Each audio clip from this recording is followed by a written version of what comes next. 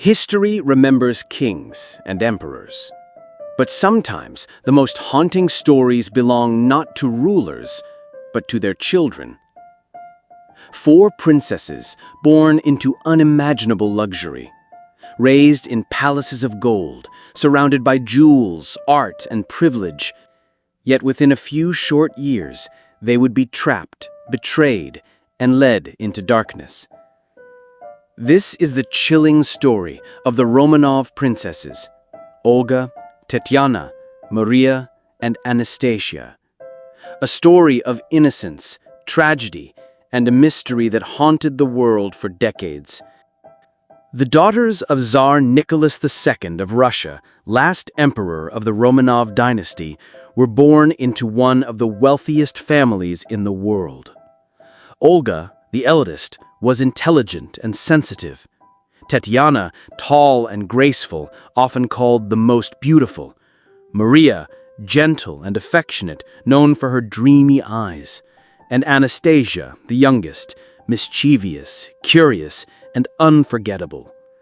They grew up shielded from the hardships of the Russian people.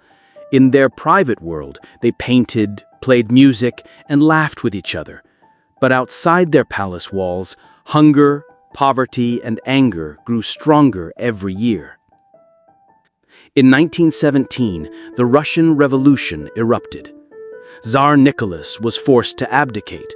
The monarchy, the very system that had ruled for centuries, collapsed overnight. The family was placed under house arrest.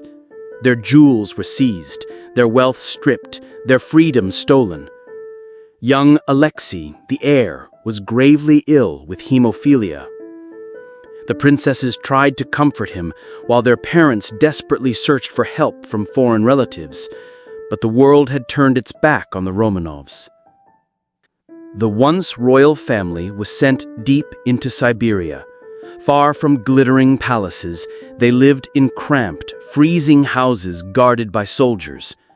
To keep hope alive, the girls played games, staged small plays, and wrote letters to friends. But the reality was clear. Their world was shrinking. Olga began to understand the danger. She wrote in her diary, "Father is calm, but I feel the end is near." In 1918, the family was moved to the city of Ekaterinburg. There they were locked inside a merchant's house, coldly renamed the House of Special Purpose. Windows were painted over so they could not look outside. Letters were censored, visitors forbidden. Even their meals were rationed. Yet inside those walls, Anastasia still tried to make her sisters laugh. She mimicked guards, told jokes, and dreamed of escape, but escape would never come. Just after midnight, on July 17, 1918, the family was woken. They were told they were being moved for their own safety. Nicholas, Alexandra, their 5 children, and loyal servants were led into the basement. The Tsar held his weak son Alexei in his arms. The princesses stood beside their mother. They waited, confused. Then came the command. A firing squad entered the room. Bullets filled the air. But something unexpected happened.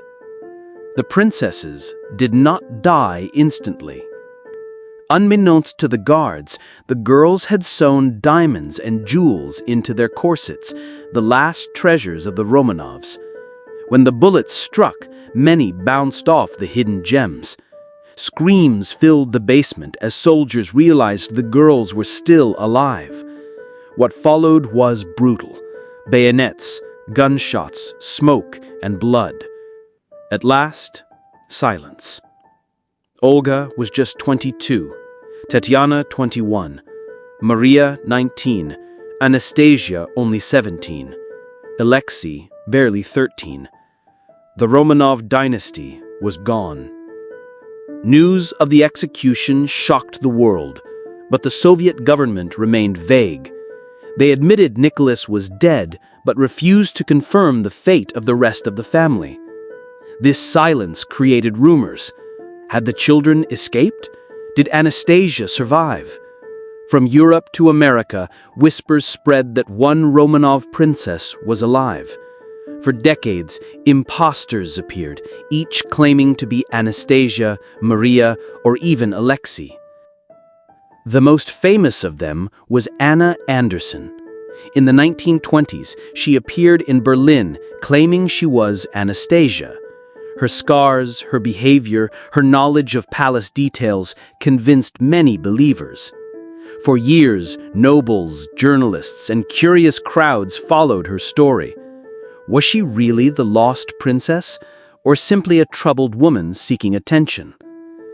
In truth, DNA tests conducted decades later proved Anna Anderson was not a Romanov, but a Polish factory worker named Franciszka Szankowska. For years, the final resting place of the Romanovs remained a mystery. Then, in 1979, hidden graves were discovered in a Russian forest. In the 1990s, DNA confirmed the remains of Nicholas, Alexandra, and 3 daughters. Later, in 2007, Alexei and Anastasia's remains were also identified. At last, the truth was undeniable. None of the Romanov children survived. In 2000, the Russian Orthodox Church canonized the Romanovs as martyrs. Today, the Church on the Blood stands on the very site where they were executed. But the fascination continues. Books, films, and legends keep alive the myth of Anastasia, the girl who, in imagination, escaped her tragic fate. The reality, however, is more powerful. The Romanov princesses were not just victims of history. They were daughters, sisters, and children who lived in innocence until the world around them collapsed. What do you think? Do legends like Anastasia's survival help us cope with tragedy? Or do they distract us from the truth? Share your thoughts in the comments below. And if you enjoyed this journey into mystery and history, subscribe to Mystic Legacy Vault for more untold stories from the shadows of the past.